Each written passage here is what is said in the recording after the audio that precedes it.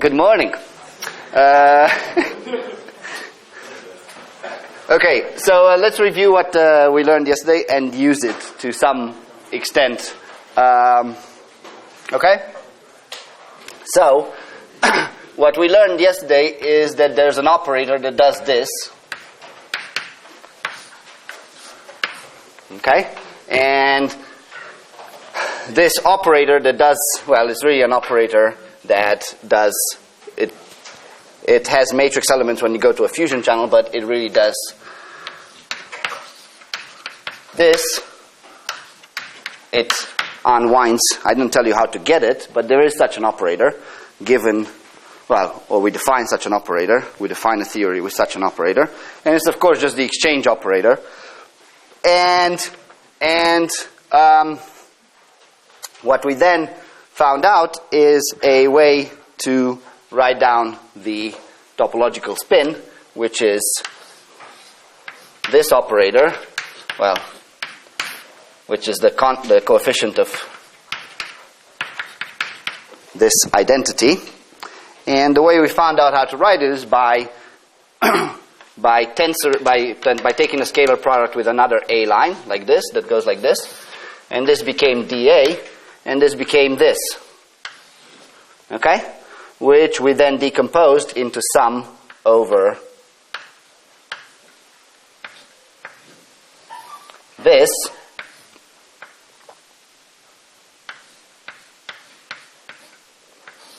Okay? And then we use this operator to unwind these two. And then we move this to the sum over this particle. We move this to the right. And then we did from this, okay, we did this by taking this around, and then we killed this, and then we get another quantum dimension. So we proved that theta A is equal to 1 over dA, which is just this, sum over C, dC, trace of RAAC. And why do we have a trace? Well, because really RABC is really a matrix, because this can have mu going from 1 to n ABC. And then this is the matrix component mu mu times this. Okay? But obviously, if I don't know this, it's kind of useless to define this. Well, I mean, it's not useless. It's got like a, basically everybody remembers that what I was saying yesterday, that this is really kind of like a topological spin, e to the I2 pi SA. This is the topological spin of the particle. Because if you think of this particle not as a just simple particle, but as a ribbon, then doing this is basically the same with twisting the ribbon. Okay? All right. So then what we did is to prove this ever important identity, which we'll use over and over again, by which I mean twice. And this is theta C over theta A theta B. Okay? If you have no indices. If you have indices, it becomes a bit more complicated, but let's just take these multiplicities 0 and 1.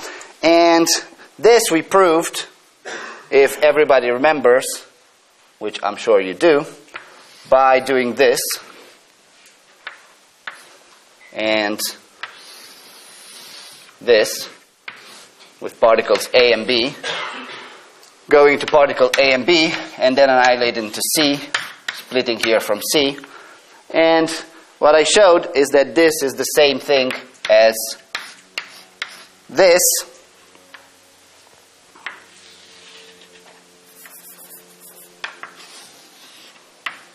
Okay, with this particle C, everybody remembers?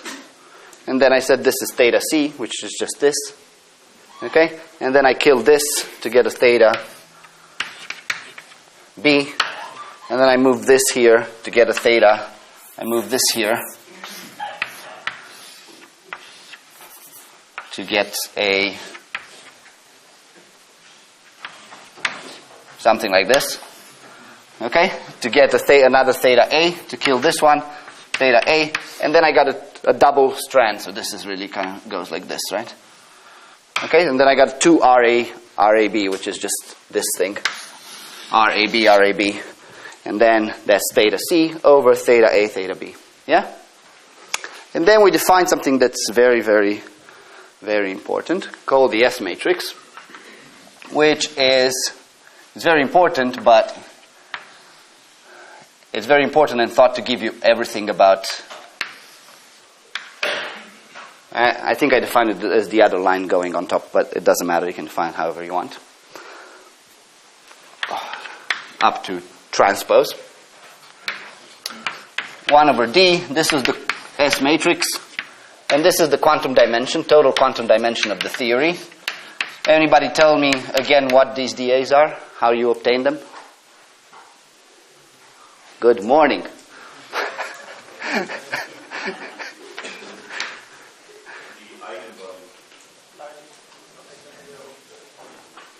Very good.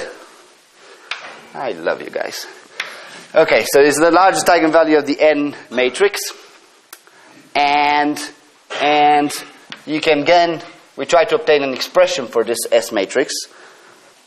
Again, in terms of something that's unknown, which is R, but then use this formula to get rid of R. So the way we did this is, of course, by doing our favorite trick of inserting identities into the system. Wherever you see 2 lines doing something like this, you insert an identity. I'm going to insert an identity here.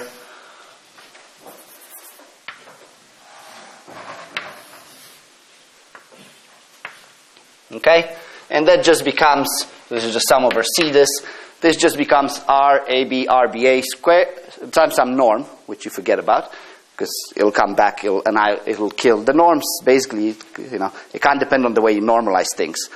The reason why I gave you that normalization is because that's the isotopy invariant normalization, that if you decide to go and study this further, it's the normalization that people use. Okay, so this was A, B, C. Now this becomes RAB, C, RBAC, right? Because it's winded twice, yeah? So that becomes just theta A, theta C over theta A, theta B. And then it becomes a line like this, because I've got rid of the twisting, of the braiding, of the double exchange. And this I can again move here. This is C, A, B. And I can again do that. Okay, I can now do this. All right, and this is C, this is A, B. And so I had that norm, which now cancels because this is just the identity, but picks up a factor NABC, because if there's no way of A and B fusing into C, this should give me no contribution. So this is this, but this is just DC. So I found the expression of the S matrix. SAB is 1 over D, sum over C, NABC, theta C over theta A, theta B, DC. Okay? Still not very satisfying because you don't know what these thetas are. You can't compute them yet. Yeah? Okay. As I step away from the board, I'm feeling that this is an acid flashback.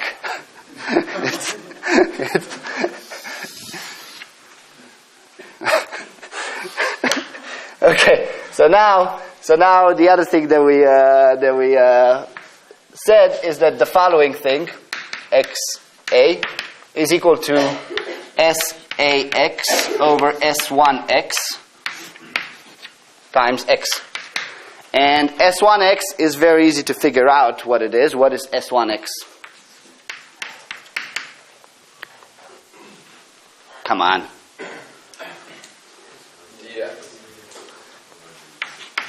Okay, and that you can see clearly just from saying that this is 1 and 1 doesn't braid with anything. Or I can just find it out from here. Why can I find it out from here? Well, this is, let's just use that formula, sum over C, D1X C theta c, n1xc, theta c over theta 1, this topological spin of the identity is 1, theta b, which is x, theta x, dc. But here, c has to be equal to x, right? Because this is 1 x going to c. So c has to be equal to x. Let's just not do this. This is 1 over d. The only value for c is x, because I'm fusing 1 with x. So this is theta x over theta x times dx. So this is dx, obviously. Okay? Why does c have to be x? Huh? Why does c have to be? Because this is the coefficient of fusion of 1 and x into c. And you have this fusion rule uniquely. Everything that fuses to the vacuum is the vacuum, is itself. Everything that fuses with the vacuum is itself. Okay? All right. So that's the first thing. And then we prove the very, very important, which we'll just use to actually find physical things, Verlinde formula. And the way we prove that is by taking two of these.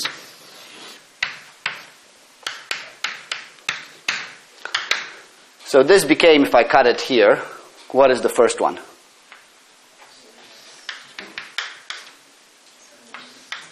Times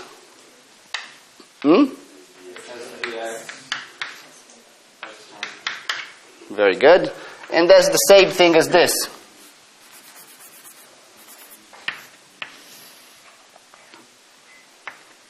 What the hell am I doing? I'm just going to make this smaller, put it in here, and it's the same thing as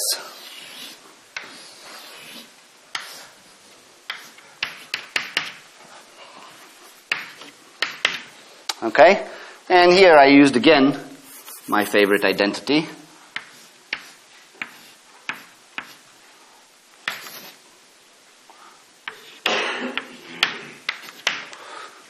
I took it around, okay?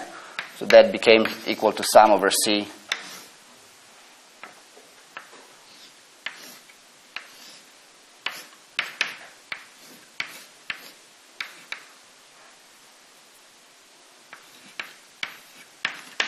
There was a norm, but the norm that I introduced here is going to cancel when I use the identity that this bubble is just delta of this times this. So this is equal to sum over C, the number of ways that A and B can merge into C, because if there's no such fusion channel, this shouldn't appear, times this, XC. So this is sum over C in ABC times SCX over S1X. So now we've done something that looks like, well, I don't know if it looks like magic to you. It certainly looks like magic to me. But we've done something that we've expressed the S matrix just in terms of the fusion coefficient. So if the S matrix has an inverse, and that's a big if, okay? That's basically how you define modular unitary theories. You say that the S matrix, you impose that the S matrix has an inverse, okay? And if the S matrix has an inverse, I can just hit it with the inverse here. So this is equal to this.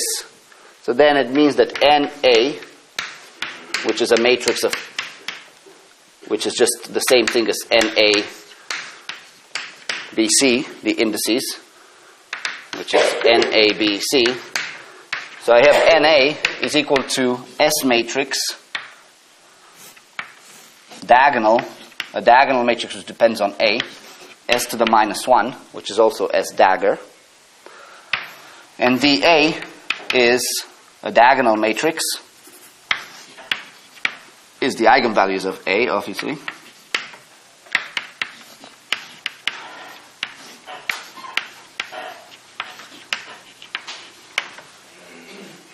Okay? All right. So that's very important, and this is called the Verlinde formula, and we did it last time. This is very important. This says that the NAs are diagonalized by the S matrix, and also the eigenvalues are elements of the S matrix. This is a highly constrained system. So let's see how it helps us. Any questions? No? Okay. Well, let's get back to the Ising CFT, TQFT. So, and find out some things about it. So I gave you some reasoning of non-abelian statistics in that model of vortices, just making, some sort of arguments about taking vortices and crossing branch cuts, etc., right? It's a kind of a very microscopic argument because it requires me to understand how the phase of the wave function changes, etc. It was, it was a good argument, but it employs some microscopics. So now let's go back to the theory.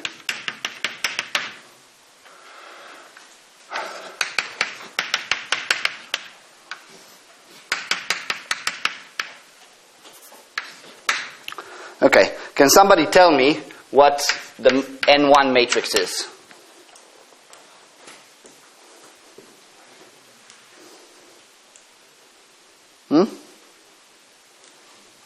Please? It's the identity. The 3 by 3 identity. Can somebody tell me what N sigma is?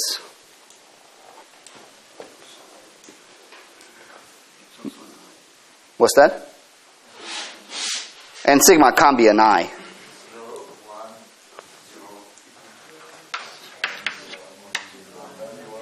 Huh?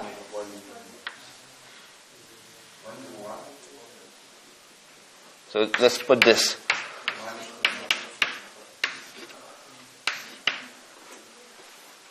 Okay, so this is N sigma of BC. So N sigma of, I'm just trying to think because like in my notes, I think I messed up in my notes. So you might be right. So N B is psi C. Okay. Yeah. So 1, right? Yep. Okay. Good. Very nice. All right. And what's N psi?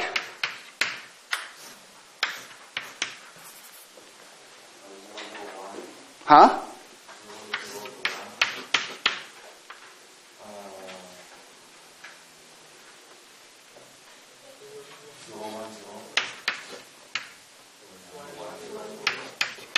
Okay. So these are the 3 matrices. Now, you go into Mathematica. I mean, you don't have to, but you can. So you go into Mathematica and you diagonalize these matrices just to find the S matrix and to find its eigenvalues. And, okay, so you just type in diagonalize, okay? And then you find the S matrix to be the following.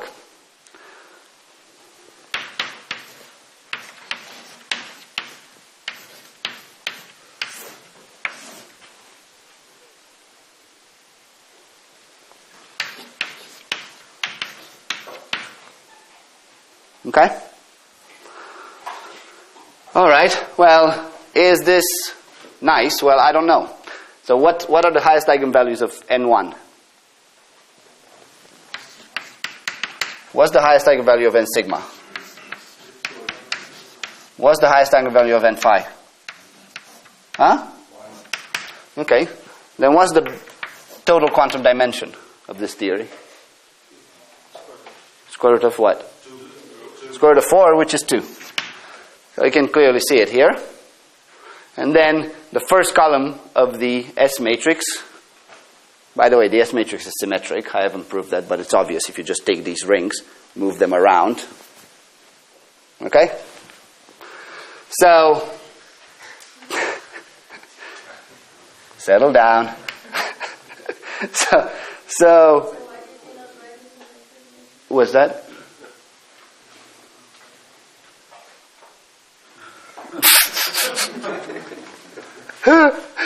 That's a good question. Why did I write down a symmetric matrix? It's a very good question. Why didn't I write down a symmetric matrix? Why didn't I write down a symmetric matrix? Yeah. So I guess it's okay. That's a good question. Because I missed the minus square root of 2. Okay, so that's, okay, very good. Alright, so so it's minus square root of 2 minus square root. Great. Okay, so, where was I? Yeah, the first column, also the first row, is just the quantum dimensions of the particles over the total quantum dimension, right? And you can clearly see it here. Yeah? Alright. So now, what we want to do are two things. First of all, so I have one solution for the S matrix, obviously. First of all, I want to find out some things about the theory. So let me find out some things. Let me rewrite S sigma sigma. So I don't know so far. I've just had the fusion rules. Okay? I don't know anything about these fields. Right? I just gave you all I've started with is these fusion rules and impose some consistency on the theory, which is something that we learned in the past two classes. So let me start with S sigma sigma. What's S sigma sigma? Okay? But what's S sigma sigma from here? Come on. Yes? No? Maybe? What is, just expand over that. What is S sigma sigma? Somebody. N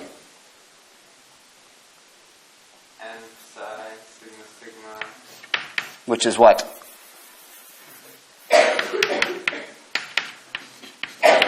Okay, times what?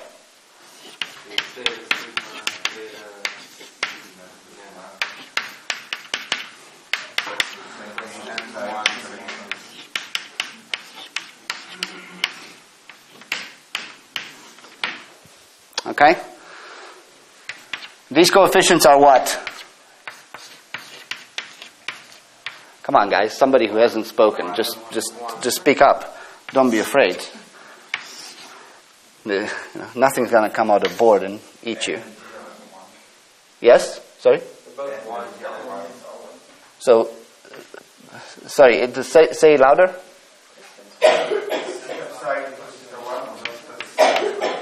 Theta psi plus theta 1. Very good. What's theta 1? It's just the topological spin of the vacuum.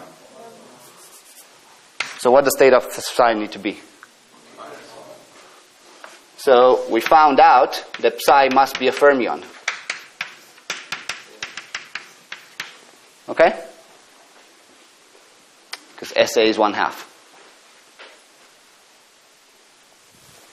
All right. That's the first thing we found. Unfortunately, from the S matrix, we can't get theta sigma. And I'm afraid you're going to have to read the notes to see how to get theta sigma. Because that requires proving Vafa's formula, which unfortunately I need probably another half an hour on top of what I've got today to prove. But the Vafa formula tells you, I'll state it at the end of the class. The Vafa formula tells you that the topological spin to some power, and that power is given also by the fusion coefficients, a combination of the fusion coefficients, is 1. So you know that theta is a root of identity. And for this theory, you'll get that theta sigma to the 8th power is 1. And that's why you have 8 consistent theories coming out of this. But so far, we've learned that psi is a fermion. This is the only way to make this theory modular. Okay, in other words, to have an S matrix which satisfies the Verlinde formula. Okay? Unitary and satisfies the Verlinde formula. So it's kind of like amazing, right? We've put in some particle. We knew nothing about the statistics. I just gave you a bunch of fusion rules, and we find out that particle is a fermion. Okay? Now let's find out something else. Let's find out. So, yeah. To write the fusion rules, we do not need to know the nature of particles. I mean, I just gave you. You can, of course, we got this from a microscopic model, right? So we got this from the P plus IP. So we knew that psi was really a fermion. But what you could have done is woke up one morning, have a psychedelic flashback, as Mark was saying at the beginning, and write down some fusion rules and ask, I don't know what microscopic theory they come from, when can they form a consistent theory? And you solve away, and you find out that there's only one consistent theory there's only one way to make a consistent theory, and that's for the fermion to have to be -1. And then you write down some more, and you find out there's another consistency, but this requires Vafa's formula. This you can obtain just from the S matrix. You find out that theta sigma to the 8th is equal to 1. So then you find out that there's 8 consistent theories, all the roots of unity. Okay? Does that? So nowhere here I've imposed the size of fermion. But it comes out. Okay. The other thing that I showed you, this might, you might feel like a sense of deja vu about this, but the point is I've never, tried to think of it in the realm of that. I just gave you some fusion rules. Of course, we solved this theory because it's the P plus IP superconductor. So we know what happens if you take one Majorana around another. But let's see what happens from here if you take one Majorana around another, just using this. Okay, so what I'm going to do is the following. I'm going to create the vacuum, 1, 1. This is the vacuum of this theory. I'm going to create 2 sigmas, sigma, sigma. I'm going to create another sigma and another sigma here. So I'm going to initiate these particles from the vacuum. Okay? I'm going to braid this twice. And now I'm going to annihilate these particles, sigma, sigma. Sigma, sigma. Okay? So what does this correspond to? Well, this corresponds to the experiment that we did at the beginning. 2 vortices, gamma 1, gamma 1, gamma 1, gamma 1, gamma 2, gamma 3, gamma 4, that came from the vacuum. And I take gamma 2 around gamma 3 and moved it back, right?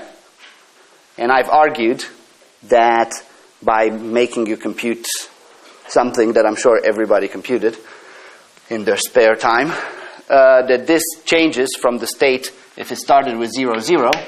So these two form a complex fermion. These two form a complex fermion. I can look in occupation number, change it from 0, 0 to 1, 1. That's what I've argued, right? Now, I just want to show you how it comes out just by defining a consistent theory through the fusion rules. So everybody agrees that this is just the same plot as that, right? This is the space, the space-time, right, of that. All right.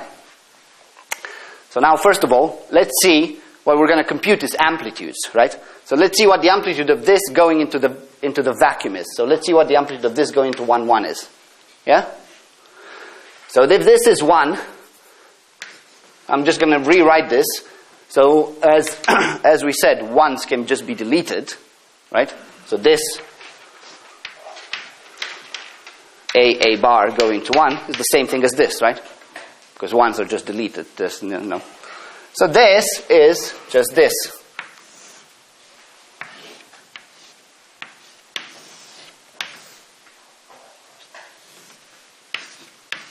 You agree?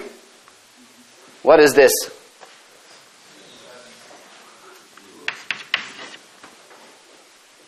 Fantastic. You start with something from the vacuum, you braid, you go back to the vacuum, you get 0 amplitude.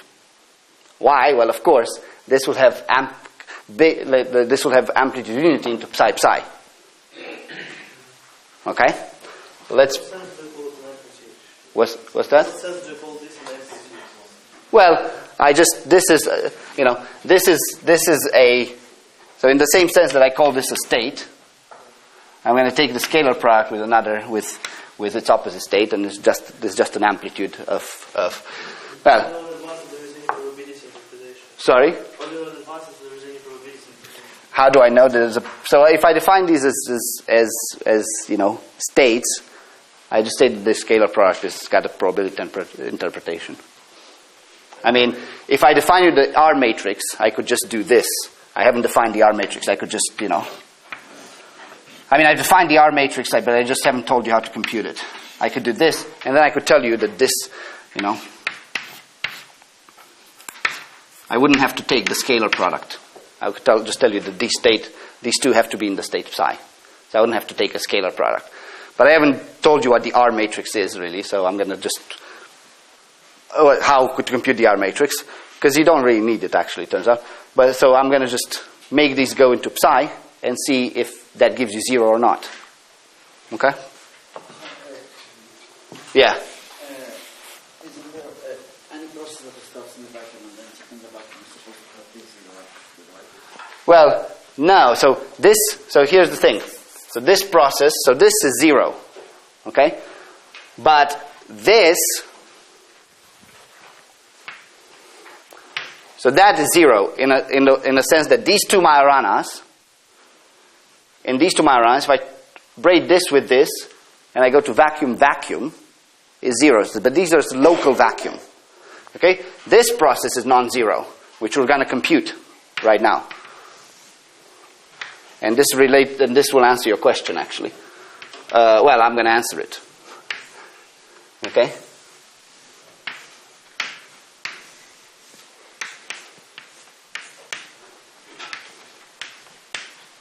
This process is non-zero. So locally, you've gone from 1 to psi. But globally, of course, the only way 1 and 1 can split is from 1. Only 1 splits into 1 times 1. So globally, these two actually form the vacuum. But if I fuse psi times psi, globally, psi times psi is always 1. So this is also a vacuum. So globally, I'm fine. The only thing I need is global. I start with global something, I end up with global something. Does that make sense? Andre, Yes. I thought I vaguely remember that the spin of sigma is 116. The what? Yeah. So, okay. Well, you get that theta sigma to the 8 is equal to theta psi. That's the consistency relation. Yeah. Thank you. Thanks. I'm going to write down the Vafa formula at the end, and you can look at the notes. That's the only thing that I still need to write up on the notes, and then I'll send the notes to Mark, so you guys can just take the proof from there. Okay. So is this clear? Does this answer your question? Can I, instead of making all these complicated things, just come particles? For example, I started with 2, and then I started from vacuum and ended up from vacuum. Number of particles 0 at the end of the day. So now here you're... What do you mean number of particles 0? You always end up in the vacuum. If you start with a vacuum, you always end up in the vacuum, in the global vacuum. Yeah, you're saying that there are different ways to end up in the vacuum. Well, I'm saying more than that. Yeah, I'm saying that there's different ways of ending up in the vacuum, and that those ways are off diagonal if you braid. So if I braid this, there's no way to get... If I do this, take 2 Majoranas, create them from a vacuum, take 2 Majoranas, create them from a vacuum, flip this around this. There's no way... Flip this around this and now annihilate these 2 Majoranas back and annihilate these 2 back. These are not going to be in the vacuum. Because this is 0. This has got amplitude 0. They're going to be in psi. Okay?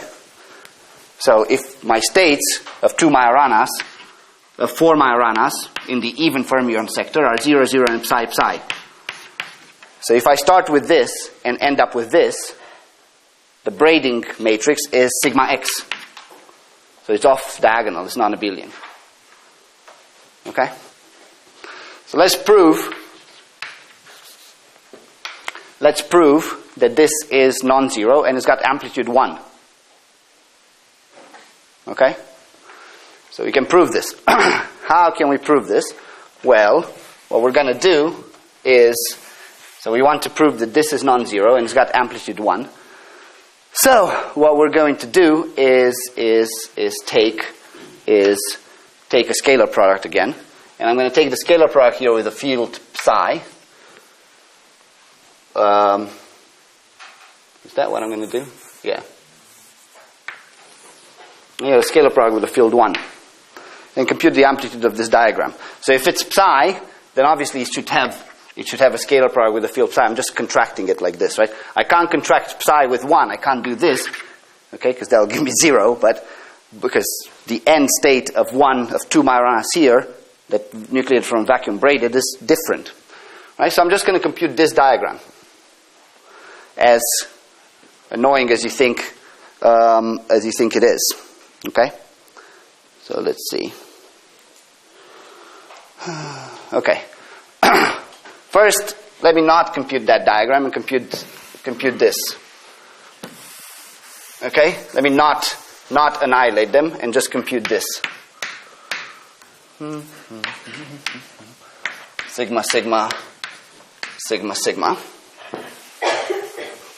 Okay? And since I'm not specifying what sector it goes into, this is going to have some value, but it's going to have some value in terms of other diagrams.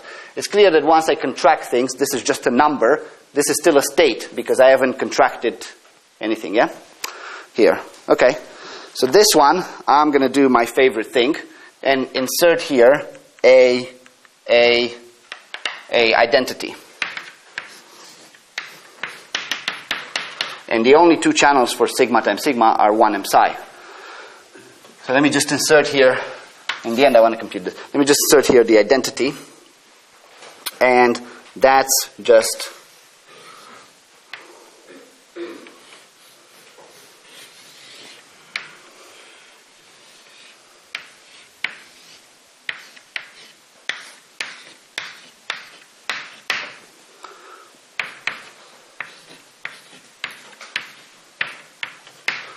okay, and then the normalization factor was square root of dp, was square root of dp over d sigma. But what's dp for this channel? Okay, so I'm going to get rid of it. And this is square root of d sigma squared, so it's 1 over d sigma. Okay? So it enters as an overall constant. So whatever. Okay? So now what am I going to do? So is this clear, what I've done here? Just introduced an identity. Now what I'm going to do is unbraid these. Right? By using R, this is sum over P equals 1 psi. By using 1 over D sigma, I'm just copying here. But now I'm using R sigma sigma P, R sigma sigma P twice. So R sigma sigma P, unbrace this, because these are sigma sigma, and R sigma sigma P, unbrace this one, and now I'm done with this. I've gotten to this.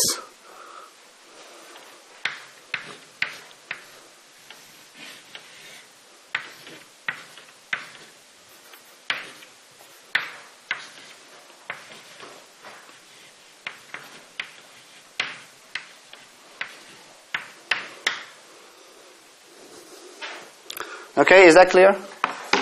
So here I've used just, yeah? What is this product? What is R sigma sigma P, R sigma sigma P?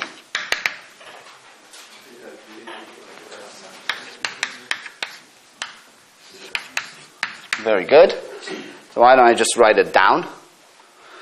Can I erase this? This one. Yeah? Okay. because I want to leave it here.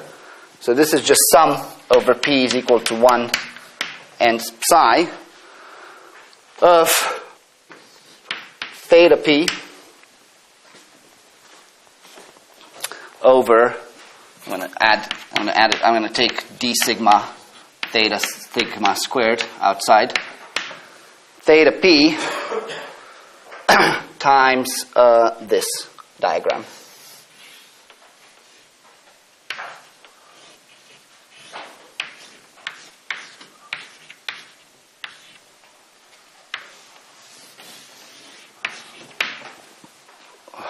Okay? All right. So at least I've done something good. I've gotten rid of something. Okay? And now what I'm going to do is compute amplitudes again.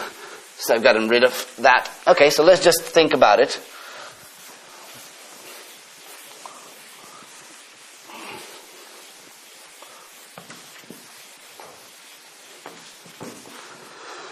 So this I can actually express by, every time you see such a diagram, this is really particle AB, this is AB, times AB going into C, right? It's just pictorially you can, and every time you see this, is really this times this, right? So you can think of it, you can basically decompose diagrams, you can cut them however you want to. Okay? Well, all right. So I've got this. So this is my formula, and this is 1, 1. And really, the formula should really kind of look like this, right? The formula should really look like this. So I've got this Majorana doing this Majorana, this, sigma, sigma, sigma, sigma, sigma, sigma. God damn it. Let's see. Okay, cool. Sigma. Sigma, this is equal to sum over theta p. 1 over theta sigma squared. This d sigma, because I've got the normalization, times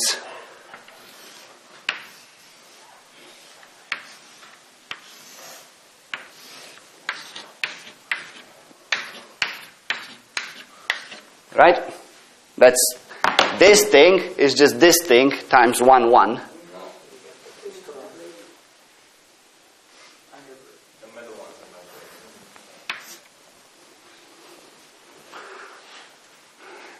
Good. Okay. So really, you can think of computing amplitudes like. So this thing is just this where I've added this to both left and right. Okay. Etc. So now let's compute Let's go a little bit faster and compute amplitudes. So really, what I'm going to compute, what I want to compute is this diagram. I'm not going to recompute this with 1, 1 here. So this is sigma, sigma, 1, 1, and another 1, 1 here. You can read, but because I've just done it, yeah? Because sigma, sigma going, so here I'm going to sigma, sigma going into 1, 1, and these go into 1, 1. I've just computed it, yeah? Like that's the S. Okay, but I'm going to do this. Psi, psi, and I want to show you that even the actual constants work. So if I do this, so this is the identity without these.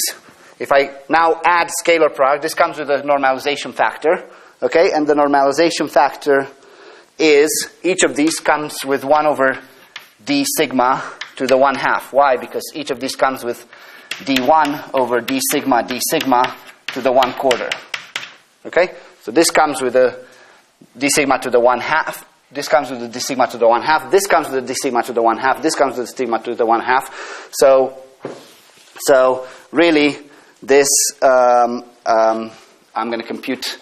So I'm going to compute this times 1 over d sigma squared, which is this. Okay, there's just it'll still give you. If you don't do this, you're just going to get an amplitude which is unnormalized, which is less than 1. So I could have done this, and then I would have gotten an amplitude which is not normalized. Okay, it's clear that if this is 1, this is still 0. Yeah, like I computed before. Okay, so I'm just going to compute this. All right, so let's just compute it, and what I'm going to do in order to compute this amplitude is I know that the only Hilbert space here is psi go into 1. It's 1 1 goes into 1. So I'm just going to connect it. There's no other way. So this must give me the full amplitude, even if I trace over these.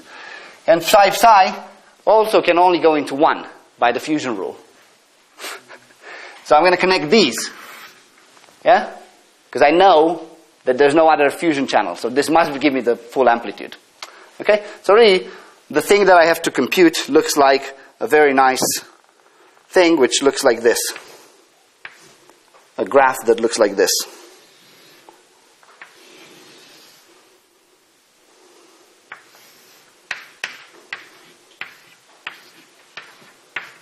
I have to compute this for p equals 1 and psi.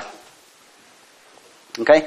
So I claim that the amplitude is okay, the amplitude of going into psi psi. So the amplitude of 1 1 going into psi psi. Okay, this equals 1 over d sigma cubed theta sigma squared. So you're going to get even the right factor, phase factor here, which is going to be a 1 over 8 basically, times sum over p, theta p, times this graph.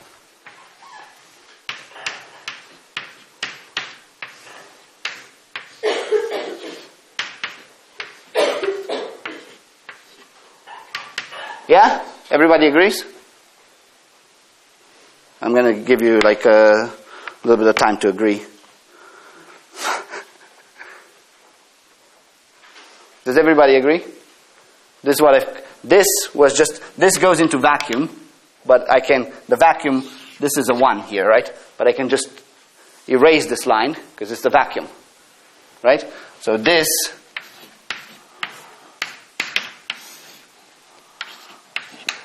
yeah? So we agree with this? Okay. What changed from? What did you? What did you Nothing changed. There's no change here. No, but I mean, what was this? Yeah, but from there to there, I mean, what Nothing changed. It's just, look, psi, p, psi, psi. Yeah? Nothing. I've done nothing uncivilized.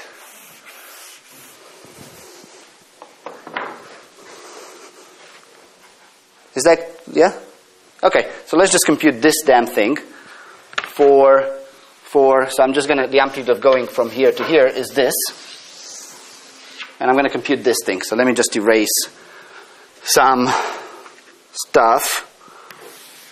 So I'm going to compute it for p equals 1, and then for p equals psi, obviously, because I have to do a summation. And this will show you how to, do some computations in this. So basically, the problem with the S matrix, so the S matrix is very easy. Here's the general thoughts. Once you have a set of fusion rules, the S matrix is immediate to get, because you just diagonalize the fusion rules.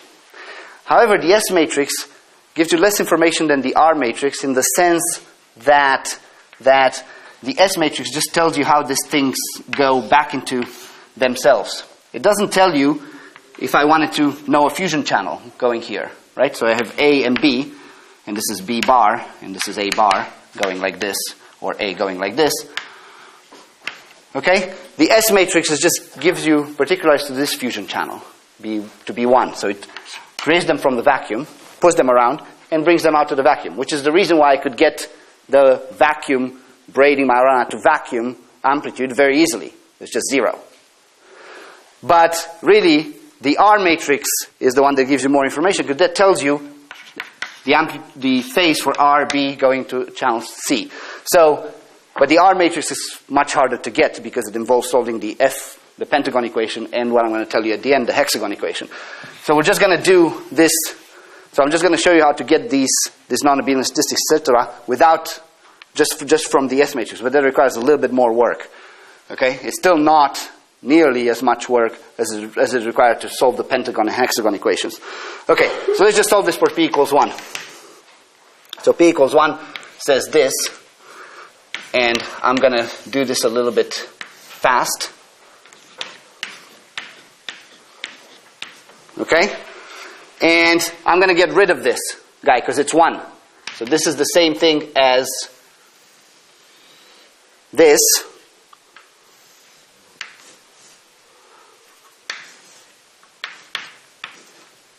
Everybody agrees? Yeah? Yes. That's the determined yes is lovely. So I'm going to turn this around.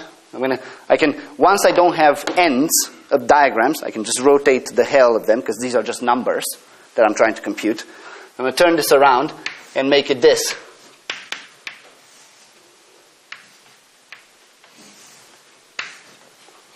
But this is the same thing as, okay? But the normalization of this, we learned it at the beginning, is square root of d sigma over d psi. So that's just d sigma times psi. So that's d sigma d psi, which is just equal to d sigma. Okay? So this is this diagram. So remember at the beginning, just go and see that this was actually equal to d sigma, square root of d sigma over d psi times the identity, which I just plugged in. Yeah? Okay, the other one is more complicated. So P equals psi is more complicated. So we first got this one. Let's put it in our mind. This one is more complicated.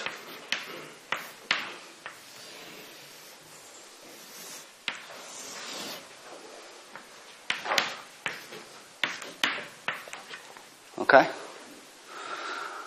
Sorry, psi. So this one, yeah? Question? Okay, thanks. Thank you. All right. So this one is not that easy to solve if I don't do a trick. And the trick would be to consider this as being this.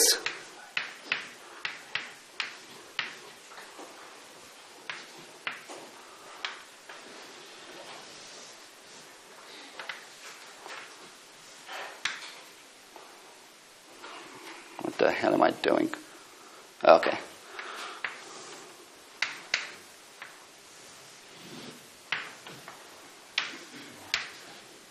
Okay? Agreed? So I'm just kind of like cutting it a little bit, and then I'm gonna connect these lines again. But what is this? So let me just express this diagram here. I know that this diagram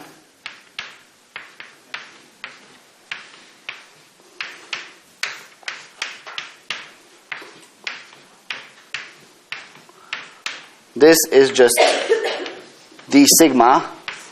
This is just the completeness relation. Everybody agrees?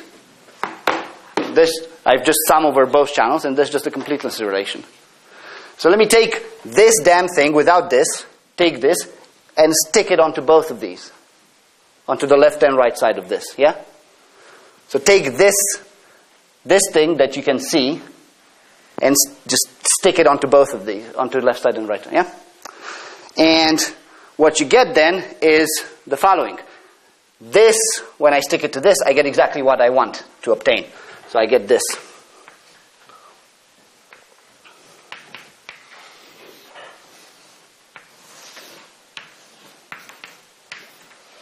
Okay? When I stick this onto this, I'm going to get this.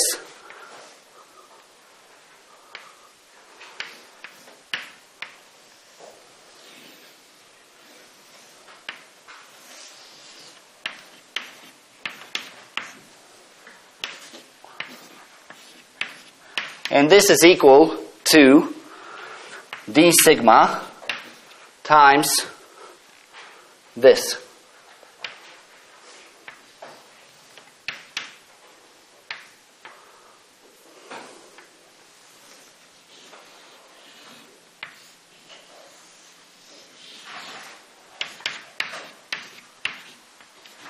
Everybody agrees? Yeah? All right. What is this guy? You can actually compute it, and I've computed it for you. You can compute it by doing this one more time. So what is this? I'm going to, since it's a closed diagram, I can just shift it around. And this damn thing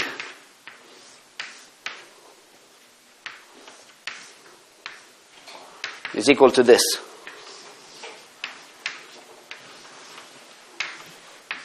Yeah? What is it? It's 0. Why? Well, look, I have two sigmas here coming from the vacuum. They go back into psi. How can that be? Two sigmas, if they come from the vacuum, so just think of it this way, first of all, and then add another psi sigma. Okay? They come from vacuum, they go back into psi. That can't be, it's 0. But you can actually compute it and see that it's 0. You can, do you want me to compute it for you? And see that it's 0? Yes. Oh, God damn it. Wrong question. Okay, so let me just compute this. I mean, it's in the notes. But I can compute it for you. So let's compute this. I'm going to draw. So this is sigma, circle, psi. This is the same thing. Just use this again. Use this again. This is d sigma times this. So this is this, right? So this is, I'm just going to make this. This is sigma, sigma, sigma, sigma, cap with sigma, cap with sigma. Yeah? So I'm just going to use this is this times sigma, which is, I'm just going to use this again. This is d sigma times capped with sigma, sigma, sigma, sigma, sigma. Yeah? Minus sigma, sigma 1 capped with sigma. Yeah? So what is this? This is d sigma times what's this number? Huh? What is this number if I have sigma? So this is d sigma squared. What is this? 1 goes away.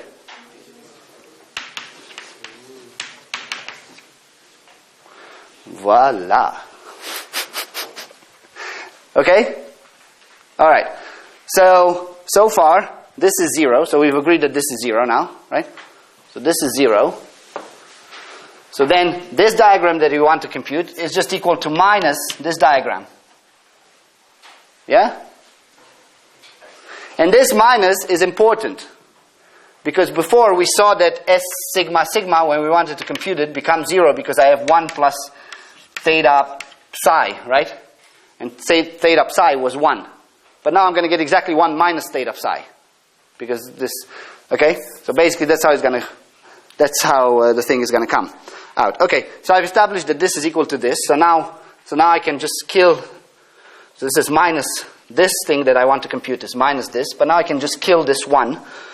So this is minus, 1 second.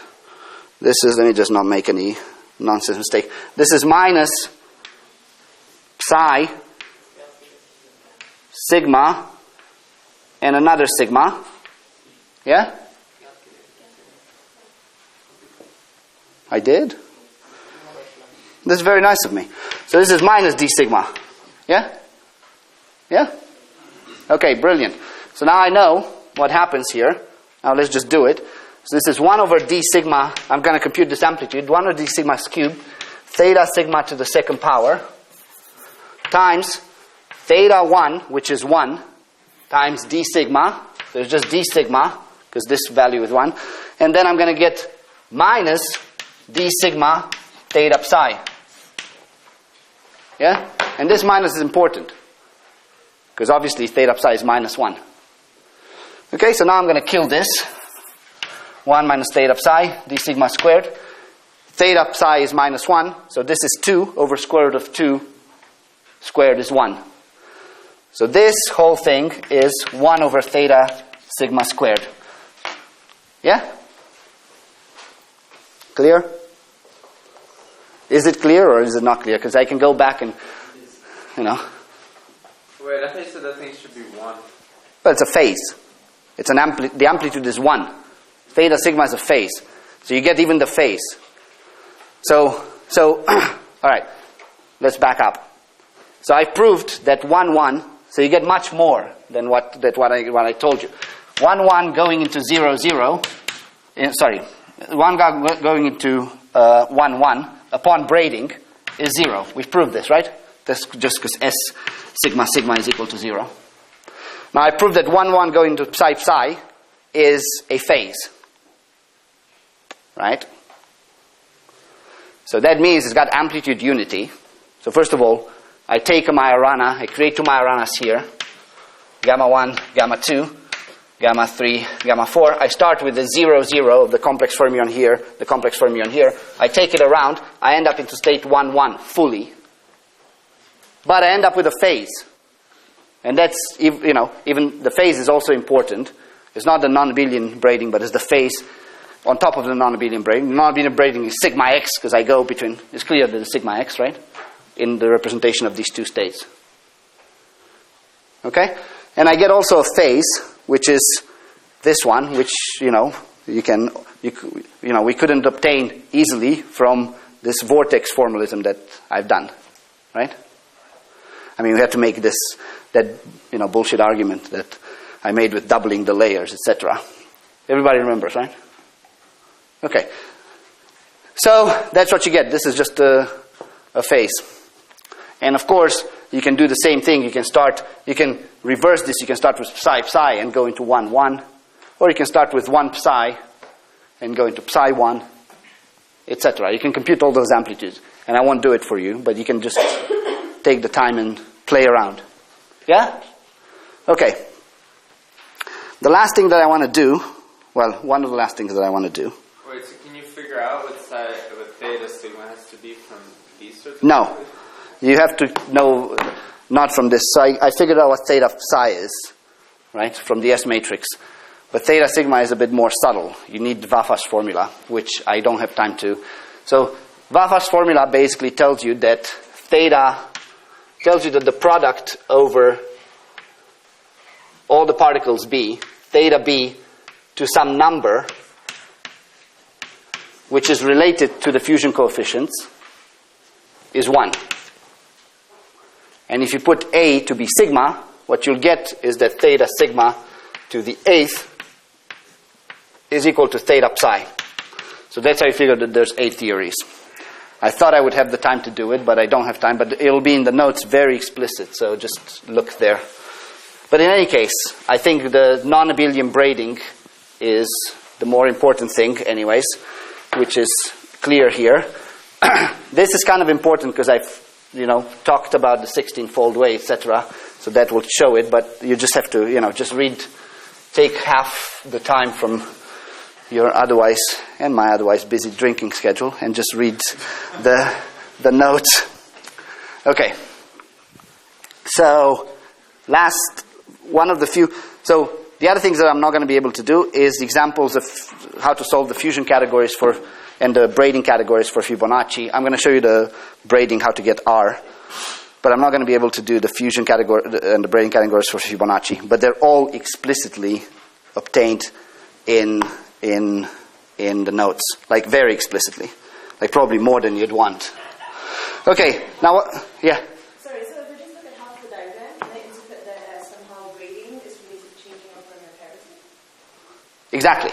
That's exactly what it is. I mean, braiding, exactly. So that's kind of local change of fermion parity. Of course, the total change can't happen, because if I zoom out, these psi will always go into 1, and this 1 can only come from 1 can only come from 1, from vacuum.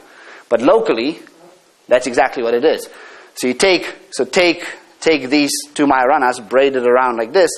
If they start with local fermion parity 0, they end up in local fermion parity 1. Why is that? I mean, it doesn't seem like it should be.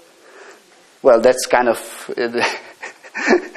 yeah, I mean, this is what I've been trying to convince you of this whole course. It's basically because, braiding is non-local. It's like, Aronoff bomb things are non-local. I mean, that's kind of the, so that's kind of like the BS answer. The real answer is I computed for you guys in 2 different ways, and I get the same answer. So it's got to be true. And okay, yeah. I mean, I don't have a better answer than that. But basically, it's if you have particles that don't need to stay in the same channel, then by taking things around each other, you can change the channel that they're in. It's basically kind of a generalization of picking up a phase. Say take a particle around the flux, take it far away. That particle is still going to know the flux that I have here, even though interactions are local, everything is local. Right? This is kind of a generalization of that. It just tells you that this flux has now other quantum numbers. Okay, so this, yeah. Okay, so what I'm going to show you now is something that I think it's kind of like, this is, you can start doing some sort of research in this field by attacking it from this direction. So this is a bit more mathematical. So this was physical, right, what I showed you. I showed you how to obtain the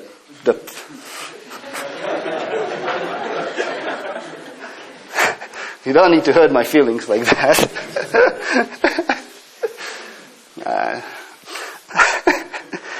I hate you guys. Okay, so So let me just show you something mathematical. So I trust that you'll be able to compute. I'll show you the Fibonacci. I mean, in the notes you have the Fibonacci, you have everything, at least some examples of braiding categories and fusion categories and how to obtain the phases of Fibonacci, etc. So now I'm going to show you something else. I'm going to ask the following thing.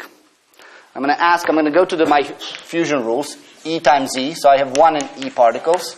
And say E times E is equal to 1 plus M times E. M is 0 is what theory? M equals 1 is what theory?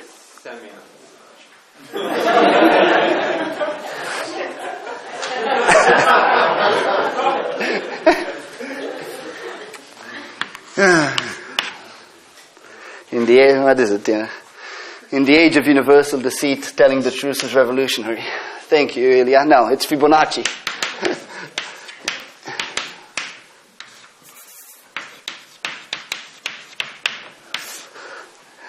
Okay. So now my question is, are there theories, consistent theories with M equals to 2 or M equals 3? And let me prove to you that there's none of those. Okay? And if you do this proof through the fusion category first, it's a nightmare. Basically, I think the proof exists from the fusion category standpoint. Some, I don't know who did it, Kirillov or somebody, some math guy that, if you don't go and read those papers. Or go, if you want, if you hate life. But here's an easy way of proving that there's no such theory. So what is N1 here, my fusion matrix for the identity? Come on.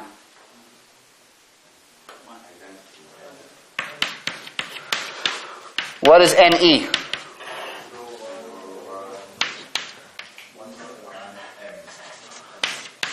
Okay. What are the eigenvalues? What's the quantum dimension of this? What's the quantum dimension of this?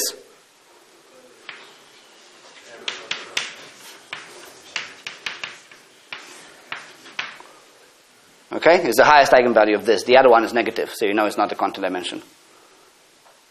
Okay? The other one is minus. So obviously if M is 1, you can see the Fibonacci starting, right? Okay, let's build the S matrix. What is S11? Yes. 1 over... Good.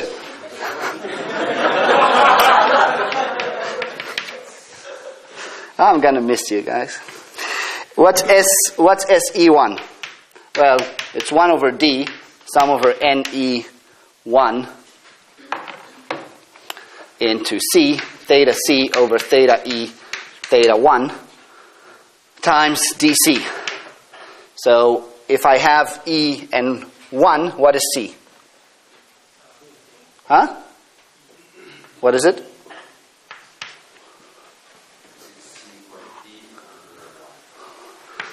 So this is DE over D, right? And that's the same thing as we said at the beginning, right? The first column is just the constant. And now the important thing is what is S?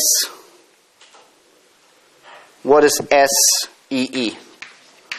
Well, that's 1 over D, sum over NEEC, sum over C, theta C over theta E squared DC.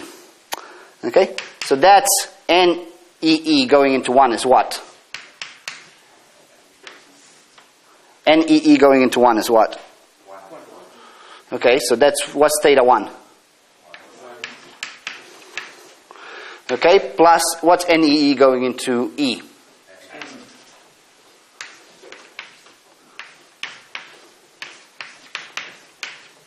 Is that clear? Yeah?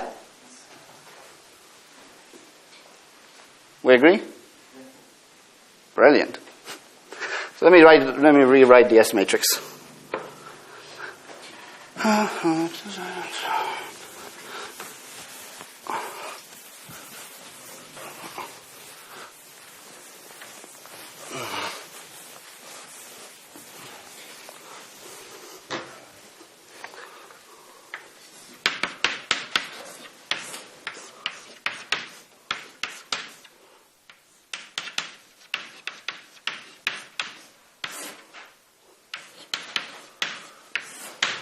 Okay?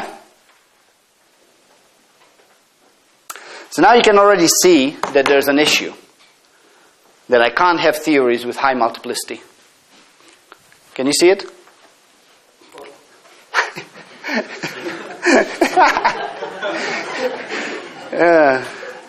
Okay, so what is D? D is square root of 1 plus DE squared. Yeah? What are the elements of a unitary matrix? Are they all less than 1? They are. How does D scale? Make M go large. D scales as M. How does DE scale? DE also scales as M.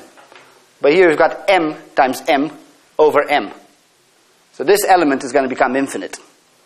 Hence you're going to break unitarity if M is large. So now let's find out the bound for M. Is that clear? Wait, but before you said unitary things aren't necessarily bad. Well, yes. I've got 10 more minutes. For these 10 more minutes, let's make them bad. What I'm saying is you can't define a modular unitary theory with this, with M greater than. Okay? So let's just. What are you conserving once you say the S matrix is unitary? What's the conservation? So the conservation is you have an inverse of the S matrix, and non-unitary bulk theories are thought to. First of all, they're thought to give you statistics, which is, if you would write a wave function for that, which I can't do here. Here they have no correlation length. But if I write the statistics for that, if I write a wave function to compute statistics, it will give you corrections to the statistics which are power law, not exponential. So it's not a well-defined. People don't think that non-unitary TQFTs can define phases. But that's an ongoing topic of research, so let's not get into that. Okay, so now what I'm going to impose is I'm going to do S dagger S is equal to 1. I'm going to impose unitarity. If I impose unitarity, and I'm going to concentrate on the 2-2 matrix element of this. And I claim that the 2-2 matrix element of this is 1 over D squared, though 2-2, right? I'm going to concentrate on this matrix element. So everybody agrees with me that the matrix element of that is D squared plus 1 plus M theta E star dE times 1 plus M theta E dE. Yeah? Everybody agrees that?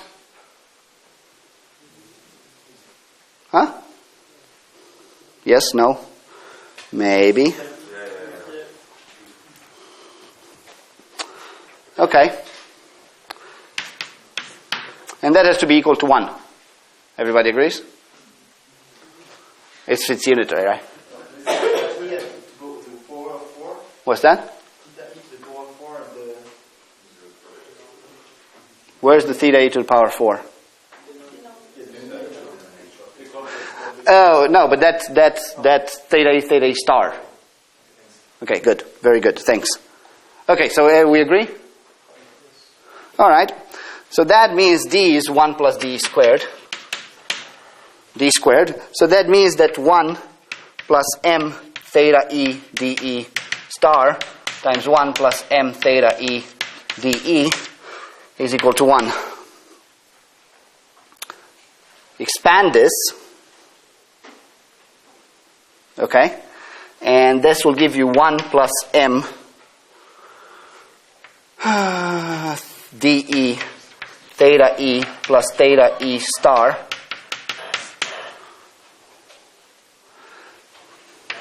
plus M squared dE squared is equal to 1. Yeah? Agreed? So let me just cut this, make it 0, cut this. So I've got that. Yeah? So now look. So that means that M times dE is equal to minus theta E plus theta E star. But M is positive, D is positive. Yeah? These are phases. the most these can go is down to -2. Right? When both of them are pi. So with this minus, the most this can be is less than 2. So I have that m times m plus m squared plus 4, square root of m squared plus 4 over 2 is less than 2. As you can see, the only solutions are m equals 0 and 1. Agreed? If I put 2, I'm already m times m is already 4, which is equal to 2 times 2. So consistent theories can only be made for m equals 0 and 1. All right, questions?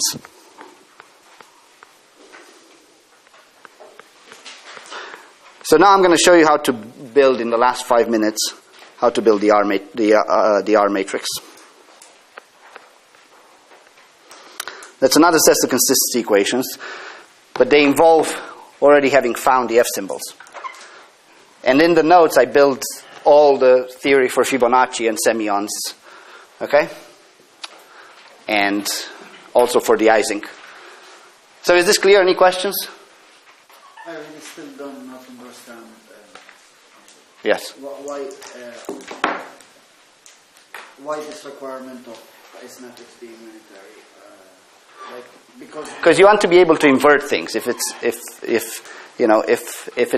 not unitary, you can prove that it basically doesn't have an inverse in this case. So so you can I mean, just trust me about this about the statement. You want things that you take, you can prove that if it's got an inverse, it's unitary. Okay? That's why I gave you this. That's why I gave you this normalization. That you can actually prove if it's got an inverse, it's unitary. And if it doesn't have an inverse, then you won't be able to do a lot of things, such as have consistent descriptions of taking particles around one another and then reversing them. So just make the S matrix. Has to be unitary. It's also, if you interpret the S matrix as overlaps of things which I don't have time to go into, it being non-unitary would mean you'd find some overlaps of vectors which are negative. So it's kind of like it's basically a more complicated thing that I don't have time to get into. But what I wanted to point out here is that if you want the S matrix to be unitary, there's only a very limited set of solutions that you get. Sorry, yes? Yeah, that's the question. Okay. What's in the category? What, sorry? Category? What is a cat? The theory of categories? Yeah, so I mean, you have the category is just something that's defined by those fusion rules. That's not a group, right? Because it can be a group if it's abelian, but normally it's not a group because I have more. Okay, and then it needs to have an inverse, a bar for everything. It needs to have a vacuum for everything, and then you can add on top of those. You can add fusion, which requires pentagon equation, braiding, which requires hexagon equation, modularity, which requires S. You can add, yeah. Well, I mean, that's the thing. Basically, the status of these theories is basically where group theory was in the 1800s. So it's not not very developed.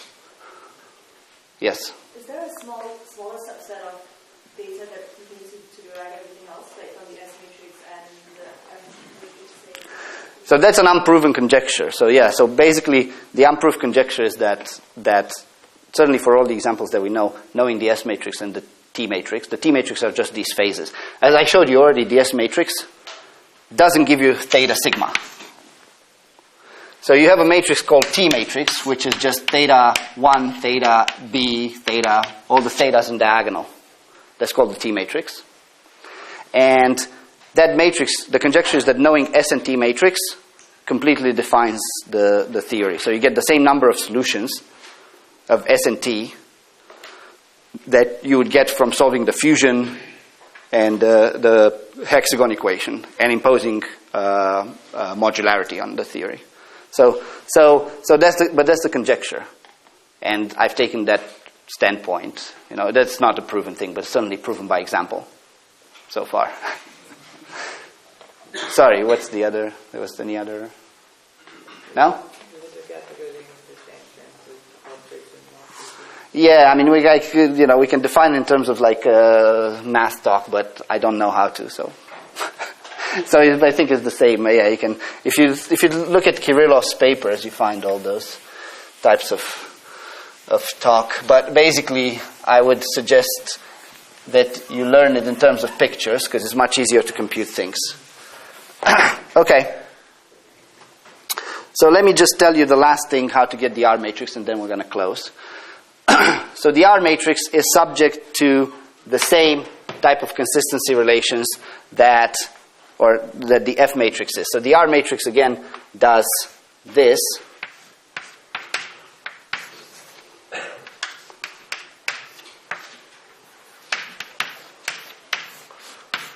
Okay? And now I'm going to write, again, two different paths between one set of one thing and between one set of diagrams and another. Let's see if I get this right.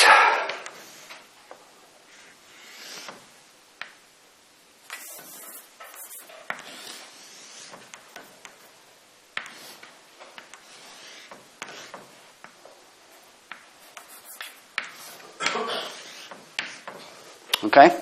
So I'm not going to put indices, but the indices are in the notes, and I'm going to let you put indices on this thing.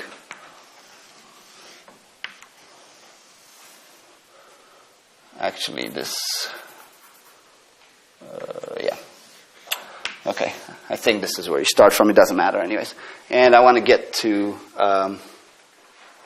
something like this. Let's just do it. So the first thing that I can do is unwind these two, right? So this is, what I'm going to do is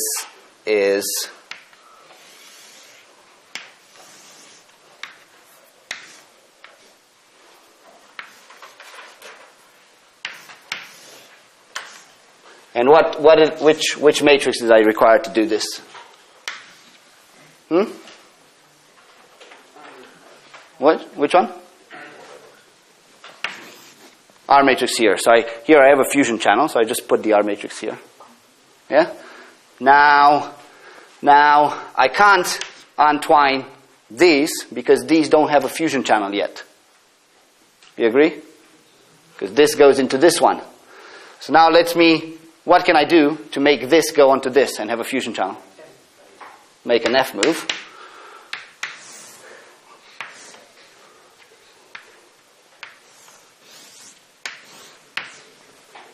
Okay? Yeah? So I made an F move here. Is it clear? Now what do I do from here to here? Okay, so I got there. Now, I'm going to do exactly the opposite. What am I going to do? Well, I'm going to go through another way, and there's an F move that I can make here.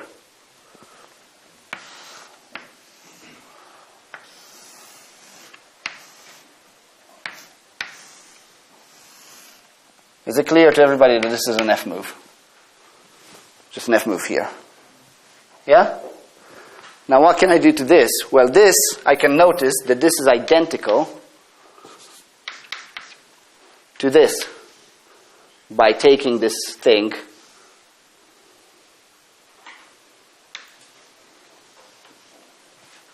I just take this thing, slide it down and put it here. Yeah? So that's an R move to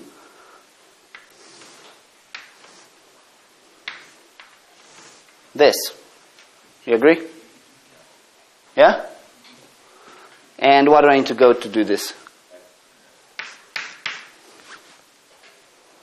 Here, from here to here. Okay? So I wrote it down for you in the notes in index notation, but with all the indices in their full glory. But the issue, the statement is that RFR is equal to FRF. And this is called the hexagon equation. And after solving the pentagon equation, from which you get the F's, you can solve this equation and get the R's. And I did it for you for the Fibonacci and showed that there's two solutions. And for the semihons, and so showed that there's two solutions to either of two. Well, there's one fusion category for both of them. And there's two braiding solutions for that fusion. For that solution of the pentagon equation, you have two braiding solutions, which are related by time reversal conjugation of one, because they have complex phases. So if you know that one's got complex phases, you can just conjugate it and get another theory, which is the time reversal conjugate of the other. So I did that for Fibonacci. And, all right, so it's been emotional. Thanks for thanks for everything.